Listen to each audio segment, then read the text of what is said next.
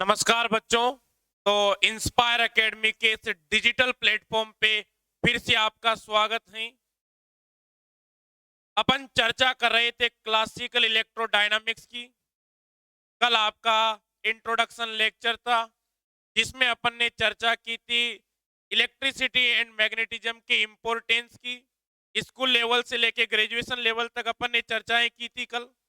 और आपको बताया था कि जो दुनिया है अपनी, अगर लार्जली अपन बोलना चाहे तो किससे मिलके बनी हुई है? इलेक्ट्रॉन, प्रोटॉन और न्यूट्रॉन से मिलके बनी हुई है। कल की क्लास में साथ ही अपन ने चर्चा की थी कि जो चार्ज पार्टिकल होते हैं इनसे फील्ड जनरेट होते हैं। जब चार्ज पार्टिकल एट रेस्ट, जब चार्ज पार्टिकल इन मोशन, दोनों केसेस में डिफरेंट डिफरेंट फील्ड जनरेट होते हैं। तो कंबाइंडली अगर अपन कहें तो दुनिया किससे बनी है? फील्ड से बनी है। दुनिया किससे बनी? इलेक्ट्रॉन, प्रोटॉन, न्यूट्रॉन से बनी है। तो आप एक साथ अगर बोलना चाहे तो क्या कह सकते हैं कि जो हमारी दुनिया है ये electron, proton, neutron plus field से बनी है लार्जली। तो ऐसा अपन लास्ट क्लास में डिस्कस कर चुके थे। लास्ट क्लास में अपन ने सिलेबस का भी डिस्कशन किया था कि किस प्रकार से अपना सिलेबस अपन पढ़ने वाले हैं। तो जो पहला टॉपिक था अपना वो था इलेक्ट्रोस्टैटिक्स। तो आइए बच्चों लिखते हैं इलेक्ट्रोस्टैटिक्स। इलेक्ट्रो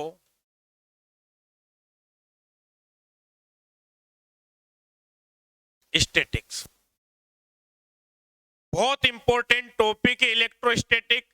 आपने बहुत कुछ इसके बारे में पहले पढ़ा भी होगा, बट पहली, दूसरी, ज्यादा से ज्यादा तीसरी या चौथी क्लास लगेगी। उसके बाद एक अलग ही स्टैंडर्ड से आप पढ़ेंगे। शुरुआत से ही आपको काफी सारे डिफरेंस दिखना स्टार्ट हो जाएंगे। ठीक है, तो सबसे पहले समझते हैं कि इलेक्ट्रोस्टैट होता क्या है। तो कोई भी स्टैटिक चार्ज, कोई भी चार्ज है आपके पास जो कौन सी स्टेट में है? रेस्ट स्टेट में। और जब आपका चार्ज रेस्ट स्टेट में होता है तब इस चार्ज की वजह से आप किसी पॉइंट पे फील्ड भी कैलकुलेट करते हैं, किसी पॉइंट पे आप फोर्स भी कैलकुलेट करते हैं, इलेक्ट्रोस्टैटिक एनर्जी भी कैलकुलेट करते हैं, पोटेंशियल भी डिफाइन करते हैं। तो इन सभी इलेक्ट्रिकल फिनोमिनाज की जो स्टडी होती है उसे आप इलेक्ट्रोस्टैटिक कहते हैं। सर, स्टैटिक चार्ज का मतलब क्या होता है? स्टैटिक चार्ज का जो मतलब होता है वो होता है कि आपका जो चार्ज है वो टाइम के साथ मूव नहीं करना चाहिए। अगर आपका चार्ज टाइम के साथ मूव नहीं कर रहा है that means that is static charge. Okay, लिखते हैं definition. The study of electrical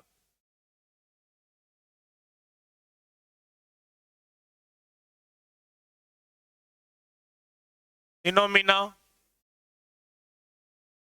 due to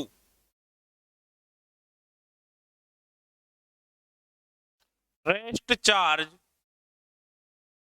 due to rest charge, bracket में लिखेंगे if the charge does not move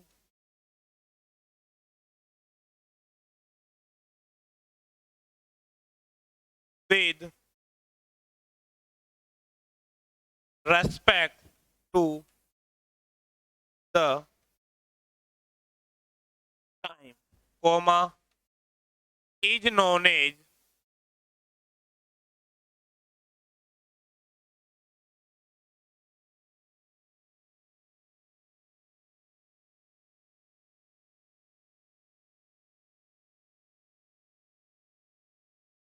बिल्कुल बेसिक से पढ़ेंगे बच्चों, प्रॉपर डेफिनेशन लिखते हुए चलेंगे।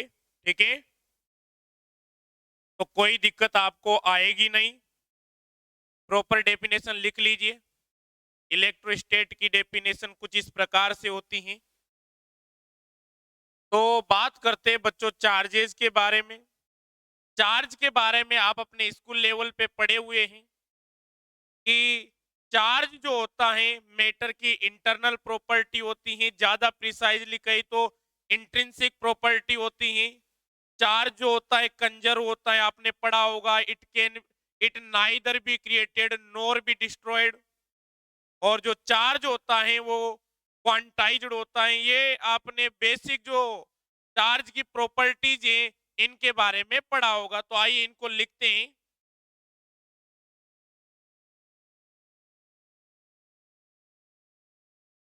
चार्ज फर्स्ट लिखते हैं,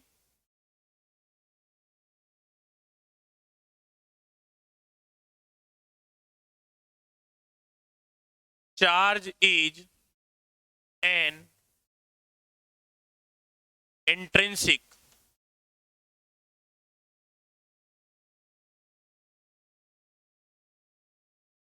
property of matter.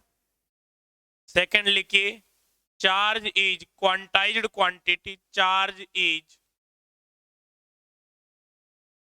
Quantized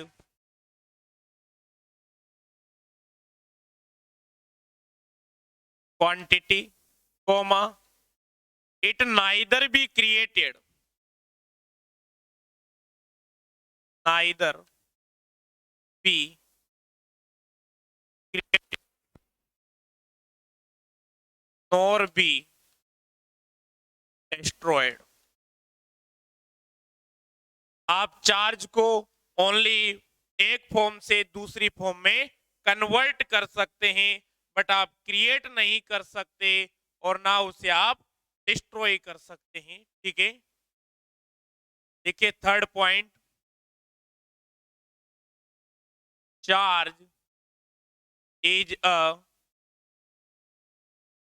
quantized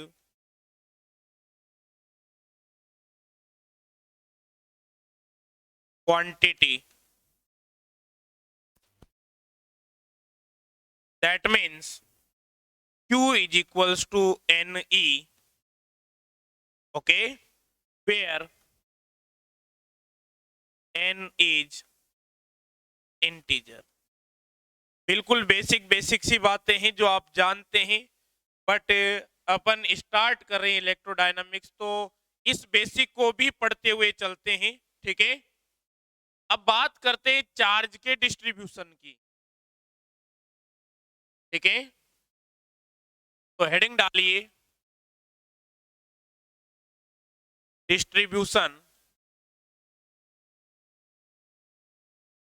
of charge.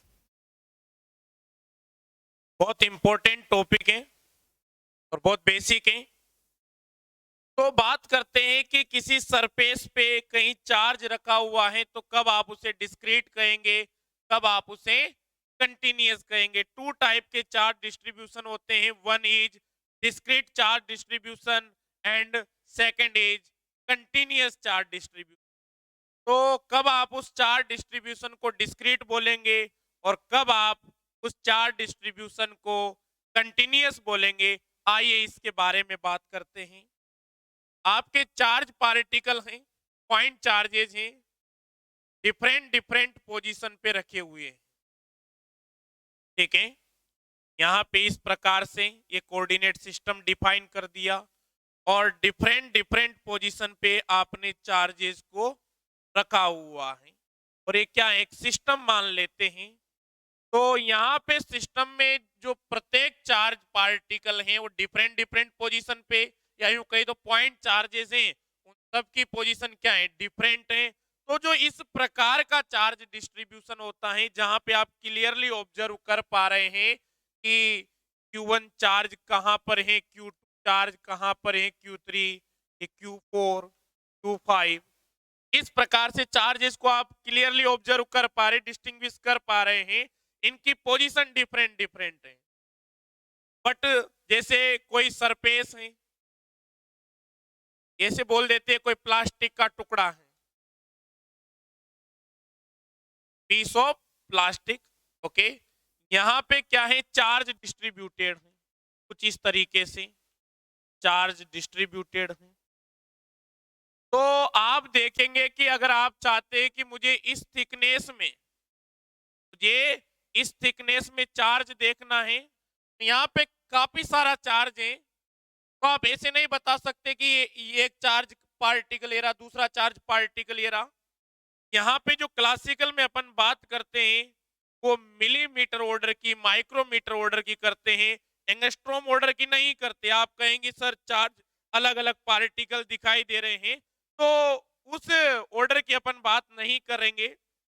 Course का नाम ही क्लासिकल इलेक्ट्रोडायनामिक्स की, तो क्लासिकल व्यू से ही ऑब्जर्व करना है, क्वांटम व्यू से ऑब्जर्व नहीं करना है। ठीक है, तो यहाँ पे आप देखेंगे काफी सारे चार्जेस हैं, तो यहाँ पे कितना बोल देंगे कि यहाँ पे डीक्यू चार्जेस है।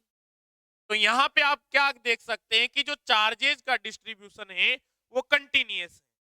ठीक है, और कंटिन्यूअस चार्ज डिस्ट्रीब्यूशन को काफी डिटेल में पढ़ेंगे, बट उससे पहले अपन डिस्क्रीट चार्ज डिस्ट्रीब्यूशन को पढ़ लेते हैं। ठीक है, तो आइए स्टेप बाय स्टेप लिखते हैं। There are two type of there are two type of charge distribution. There are two type of charge distribution. First is discrete charge. Proper notes बनाते चलिए बच्चों। Second is continuous charge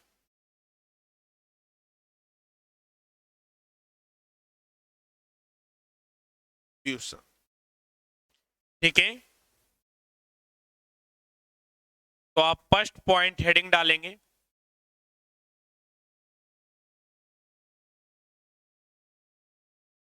discrete charge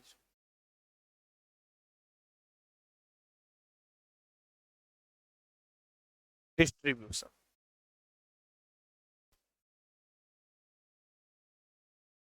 लिखते हैं इसमें, if the charge if the charge is placed at different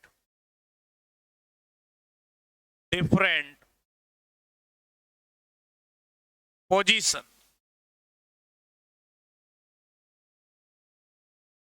then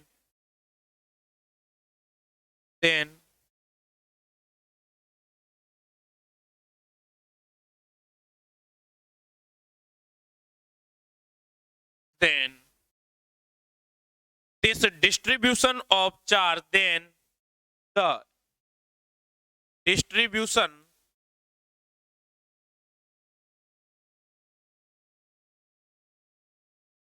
of charge is known as discrete charge distribution, is known as discrete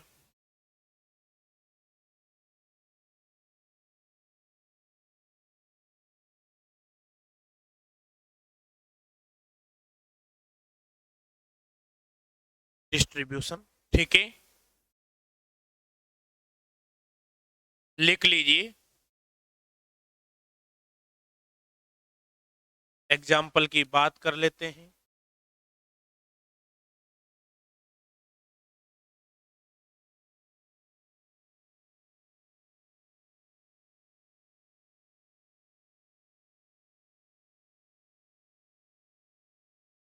ठीक है, तो different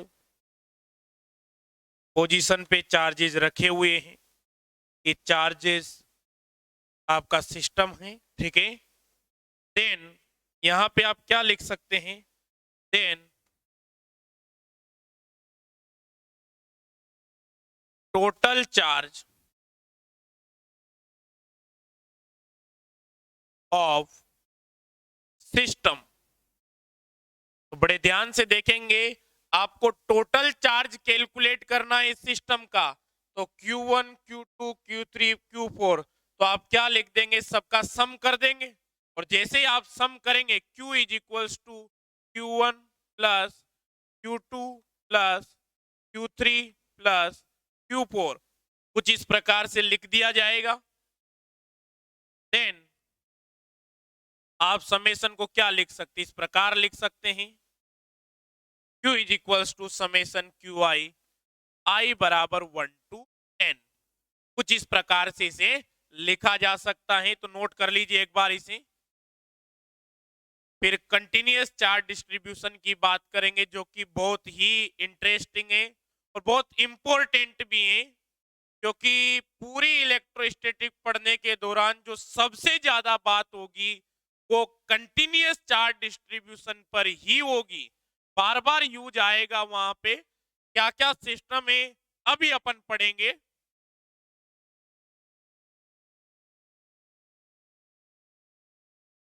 I think you have written it.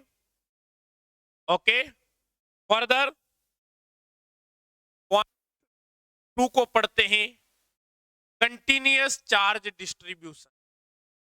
Continuous charge distribution.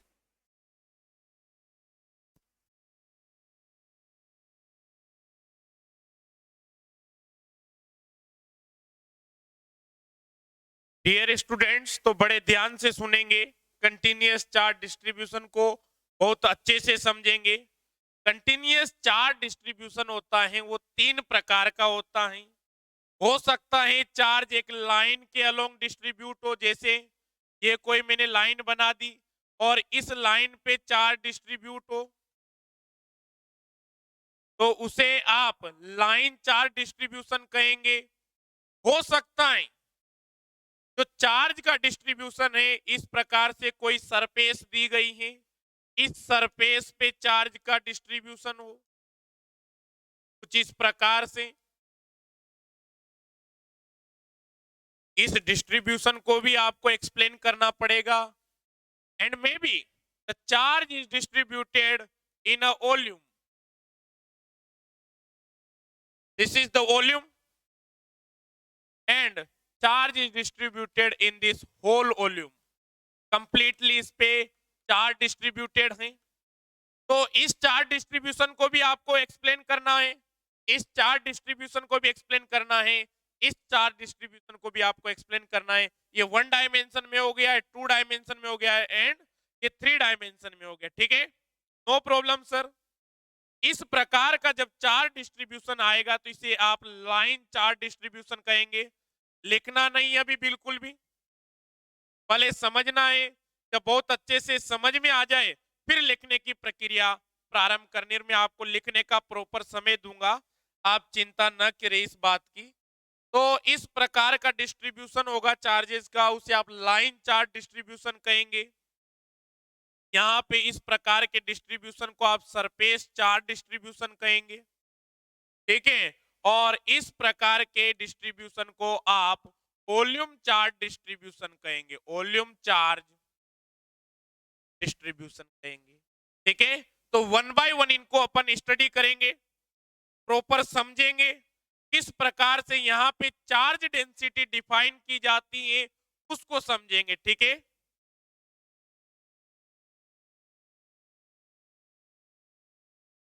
Then first point is line charge distribution. Line charge distribution,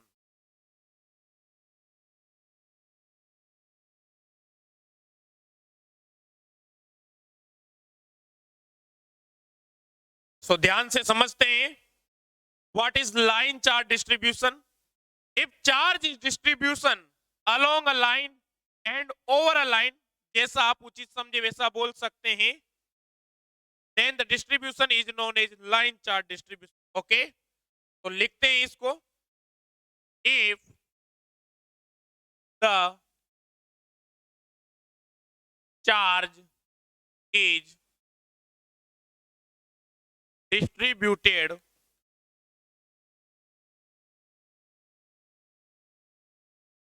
along a line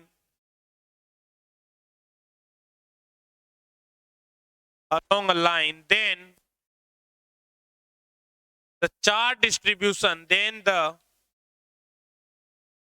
charge distribution then the charge distribution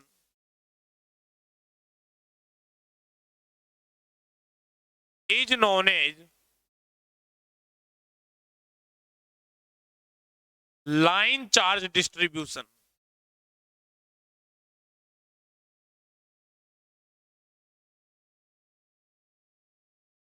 Okay, I think no problem with that. Okay, let a piece of plastic like that, ठीक है, कुछ इस प्रकार से आपने plastic के इस प्रकार से सिस्टम ले लिया और यहां पे क्या चार्ज आपने डिस्ट्रीब्यूट कर दिया, ठीक है।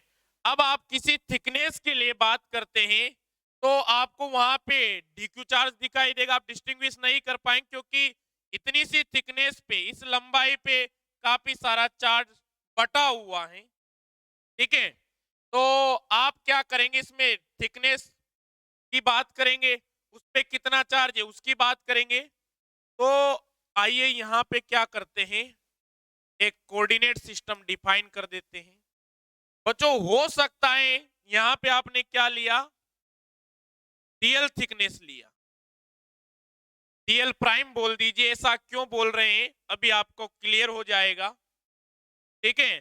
तो यहां पे जो चार्ज है वो डी क्यू प्राइम है, इस डीएल प्राइम थिकनेस में जो चार्ज आपको दिया हुआ है डी क्यू प्राइम दिया हुआ है। तो यहां से जो चार्ज डेंसिटी डिफाइन होगी, अगर आपको डिफरेंट डिफरेंट पोजीशन पे चार्ज डेंसिटी चार्ज कैलकुलेट करना है तो आपको एक न्यू फिजिकल क्वांटिटी डिफाइन करनी पड़ेगी and that is charge density, and line charge density is denoted by the letter lambda, ठीक है, हमेशा इसी तरीके से डिफाइन किया जाएगा। Okay, then lambda is equals to what, dq prime upon dl prime. बच्चों जो लाइन चार्ज डेंसिटी आपने डिफाइन की है इसकी वैल्यू डिफरेंट डिफरेंट हो सकता है इसी डीएल प्राइम थिकनेस में यहाँ पे चार्ज ज्यादा हो तो डीक्यू प्राइम की वैल्यू ज्यादा होगी, एंड जैसे ही डीक्यू प्राइम की वैल्यू ज्यादा होगी लेमड़ा की वैल्यू ज्यादा होगी। तो यहाँ पे डीक्यू प्राइम जैसे अपन बात करते अभी की जो सिचुएशन आपको गिवन है इसकी बात करते हैं, तो ये आर प्राइम वेक्टर डिफाइन कर दिया आपने, आर प्राइम वेक्टर पे आर प्राइम पोजीशन पे आपने थिकनेस डिसाइड की डीएल प्राइम, और इस डीएल प्राइम में जो चार्ज है वो कितना है डीक्यू प्राइम। नो प्रॉब्लम, आगे बढ़ते हैं। तो अगर यहां पे बात करें मे बी, एक मिनट, अगर आप यहां पे बात करते हैं सेम डीएल थिकनेस, हो सकता है यहाँ पे डीक्यू प्राइम की वैल्यू ज्यादा हो, यहाँ पे चार्ज ज्यादा हो सकता है, यहाँ पे कम हो सकता है। तो जो चार्ज डेंसिटी है वो किस पर डिपेंड कर, इस आर प्राइम इस पोजीशन पे डिपेंड कर रही है। तो आप यहाँ पे डिफाइन करेंगे, सबसे पहले समझते हैं इसको, ये तो अभी समझाने का प्रोसीजर हो गया, अब इसको प्रॉपर लिखते हैं जो समझाया है, ठीक है। बढ़िया सा डायग्राम बनाते हैं, एक एक्स एक्सिस हो गई, वाई एक्सिस हो गई, ओके। इस प्रकार से लाइन अपन ने सेलेक्ट कर ली, यहां पे आपने पॉजिटिव चार्ज डिफाइन कर दिया, ठीक है। यहां पे आप क्या करते हैं, डीएल प्राइम थिकनेस डिफाइन कर देते हैं, ठीक है, और उसकी जो पोजीशन है that is r prime vector, okay. यहां पे इस डीएल प्राइम थिकनेस में आप क्या मान लेते हैं, d q prime charge. Okay, let, यहां तक आपने लिख लिया होगा। Late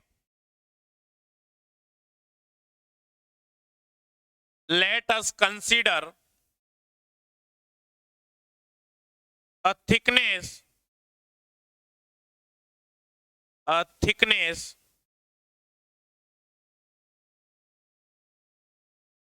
dl prime and the charge is and the charge in this element is dq prime, is dq prime, then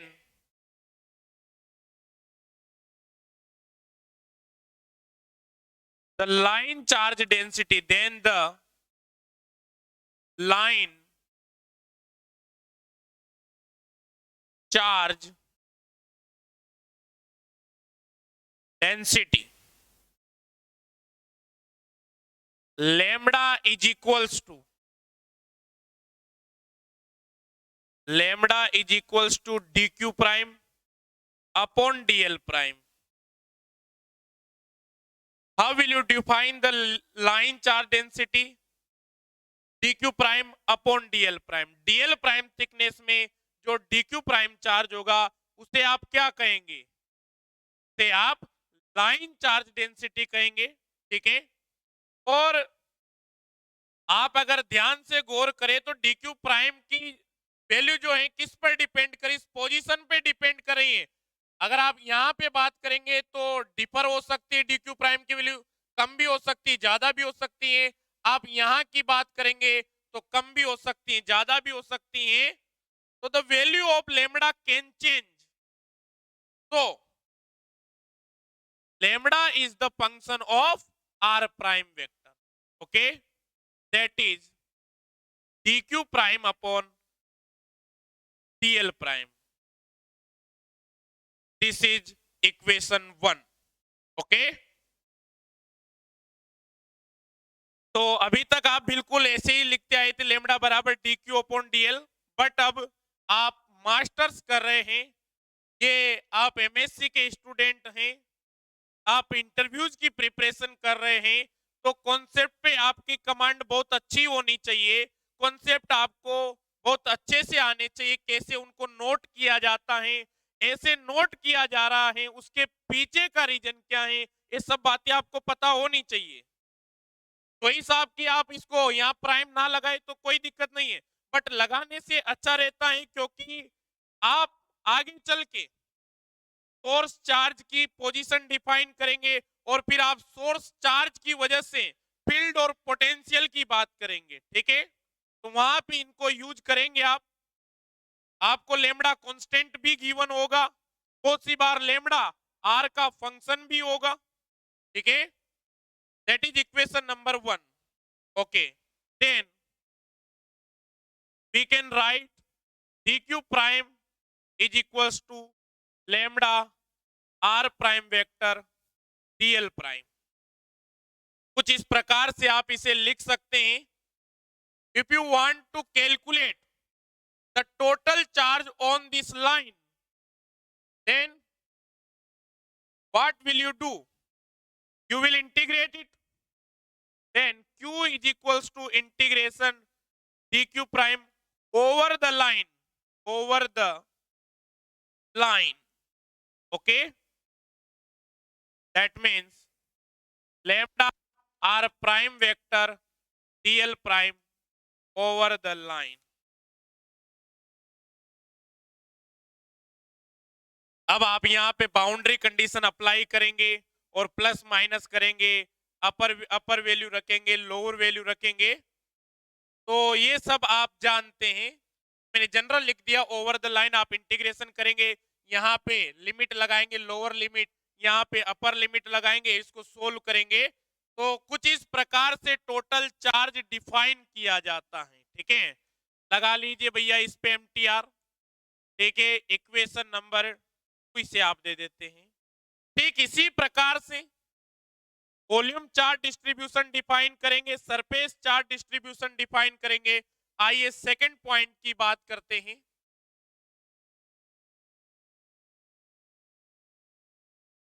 surface charge. हो सकता है आप में से कुछ बच्चे साथ नहीं लिख पा रहे हो तो बता दीजिएगा, नेक्स्ट क्लास से आपको प्रॉपर टाइम दे दिया जाएगा लिखने के लिए, ठीक है। बट समझ में प्रत्येक चीज आनी चाहिए। और आपको कैसा लगता है, आप कहां से देख रहे हैं, ये कमेंट करके जरूर बताएं।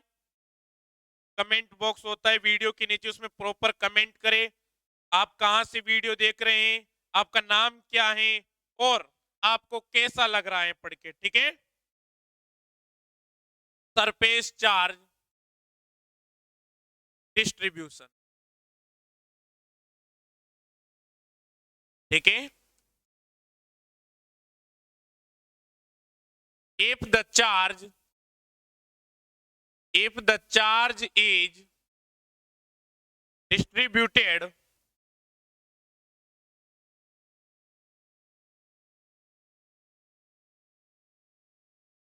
on a surface,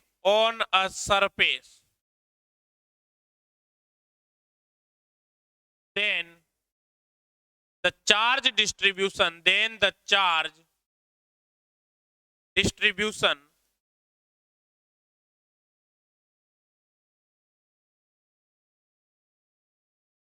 is known as surface charge distribution, is known as surface charge distribution.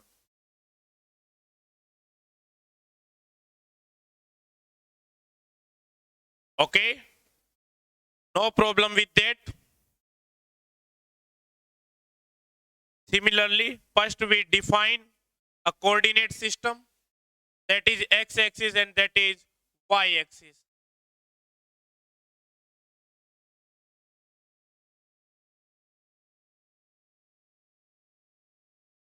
इस प्रकार से आपने कोई सरफेस डिफाइन कर दी, ठीक है।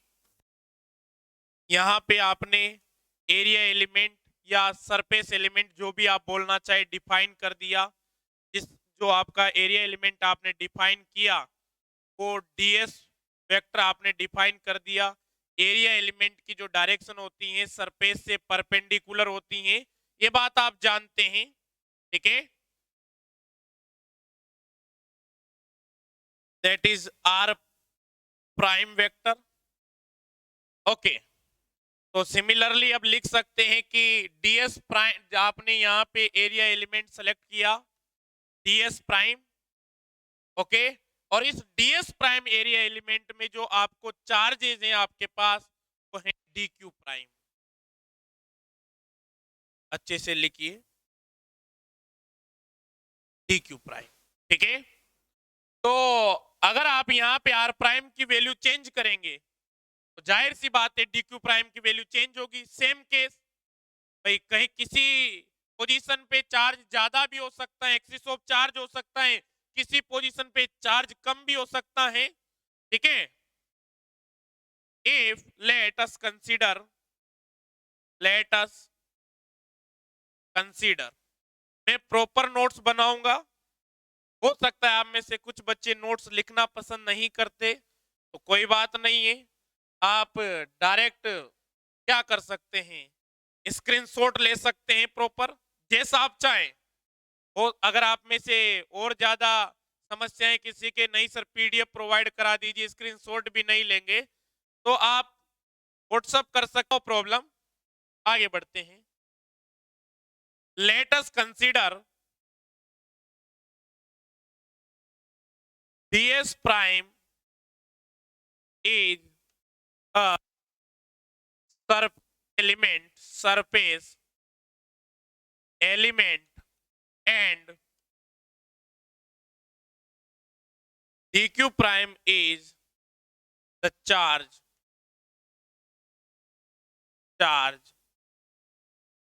on this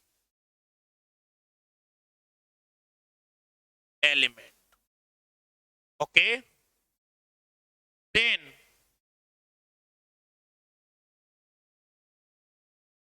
the surface charge density, then the surface charge density, then the surface charge density sigma, ये भी किसका फंक्शन होगी, आर प्राइम का फंक्शन होगी, d q prime upon d s prime, इस प्रकार से आप लिख सकते हैं, ठीक है। That is surface charge density. If you want to calculate the total charge on this surface, then you have to integrate it. dq prime is equals to, you can write sigma r vector ds prime, okay. So total charge on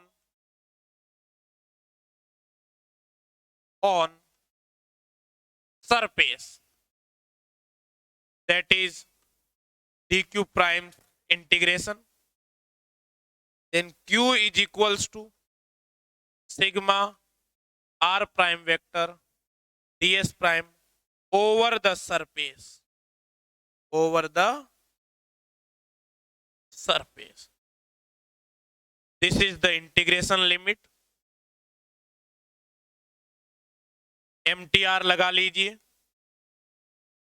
ठीक है। अब बात करेंगे अपन third and last, volume charge distribution, ठीक है। Third point,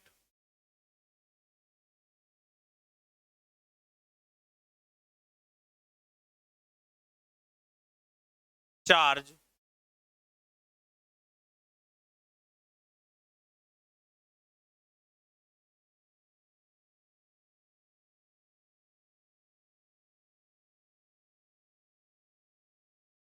volume charge distribution, ठीक है।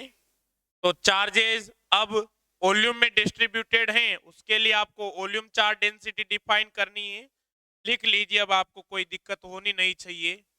If the charge is, if the charge is distributed, if the charge is distributed over a volume, या in a volume लिख लीजिए, in a volume, then the charge distribution, then the charge distribution, then the charge distribution is known as volume charge distribution, volume charge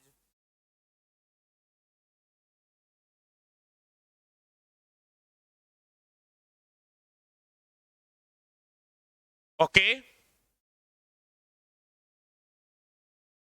first define a coordinate system and then a volume।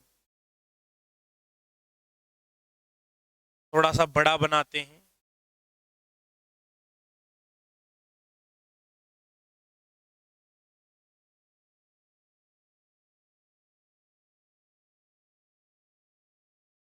ठीक है। आपने यहां पे volume define कर दिया,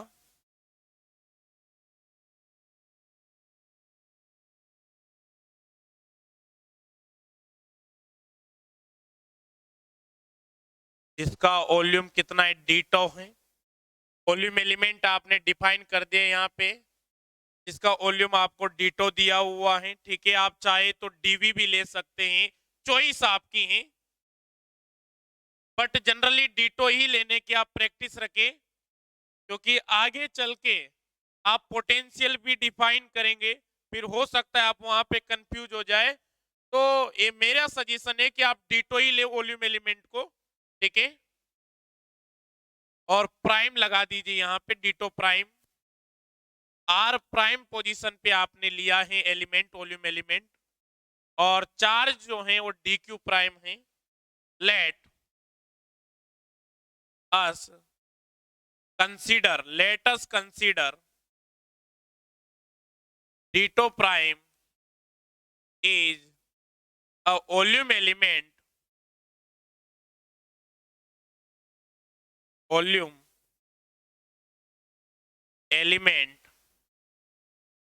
and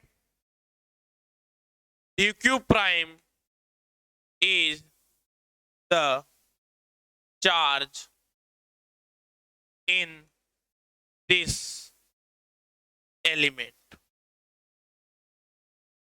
Okay, then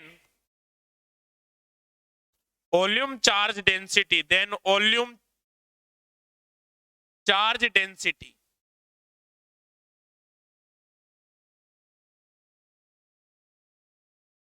row r prime vector, volume charge density को आप रो से डिफाइन करते हैं।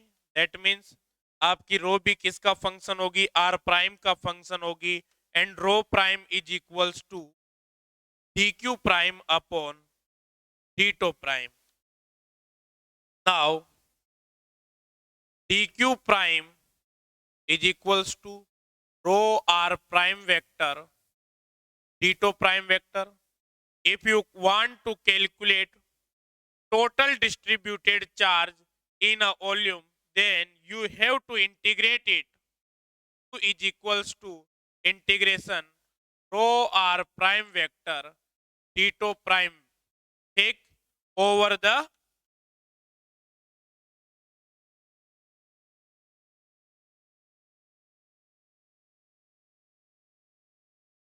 so you can calculate the total charge in a volume on a surface on a line such that okay, तो ये आपने क्या पढ़ लिया, चार्ज डिस्ट्रीब्यूशन पढ़ लिया। अब अपन बात करेंगे कूलम्स लॉ। ठीक है, तो हेडिंग डालिए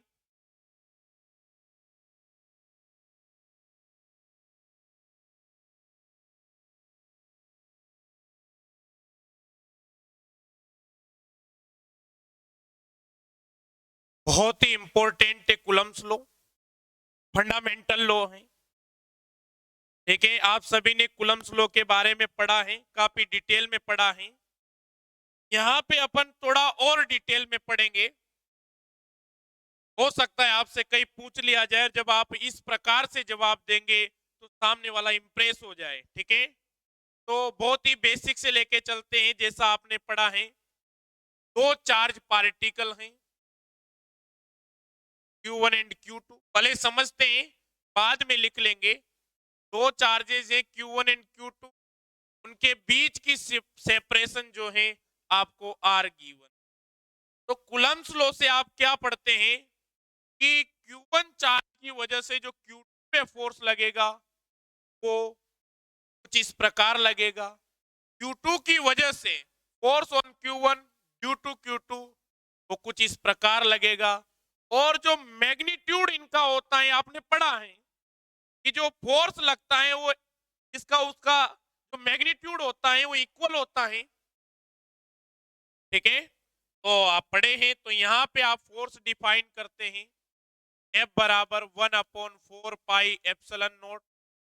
बिल्कुल बेसिक से पहले इसको समझा देते हैं, फोर्स कैसे लिखा आपने, चलो समझते हैं पहले। आइए, आप कूलम्स लॉ के अकॉर्डिंग कहते हैं कि जो फोर्स होता है दोनों चार्ज पार्टिकल पे, जो फोर्स लगता है वो क्या होता है, उनके मैग्नीट्यूड के प्रोडक्ट के डायरेक्टली प्रोपोर्शनल होता है। और उनके बीच की जो डिस्टेंस होती है, जो सेपरेशन होती है, उसके स्क्वायर के इनवर्सली प्रोपोर्शनल होता है। कुछ इस प्रकार से कूलम्स लॉ से आप फोर्स डिफाइन करते हैं। ठीक है, आइए F अगर इनको कंबाइंड फॉर्म में लिखा जाए, F Q1 Q अपॉन आप क्या लिख देंगे, R स्क्वायर लिख देंगे। ठीक है, प्रोपोर्शनलिटी साइन हटेगा, that means 1/4 pi epsilon naught Q1 Q2 upon R square.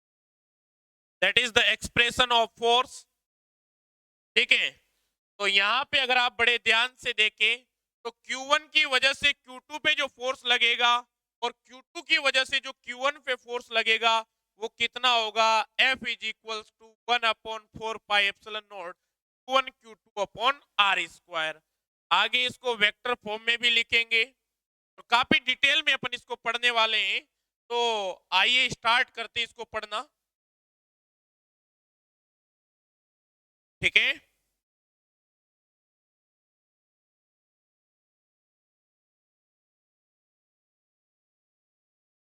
देखते हैं कितना टाइम हो चुका है।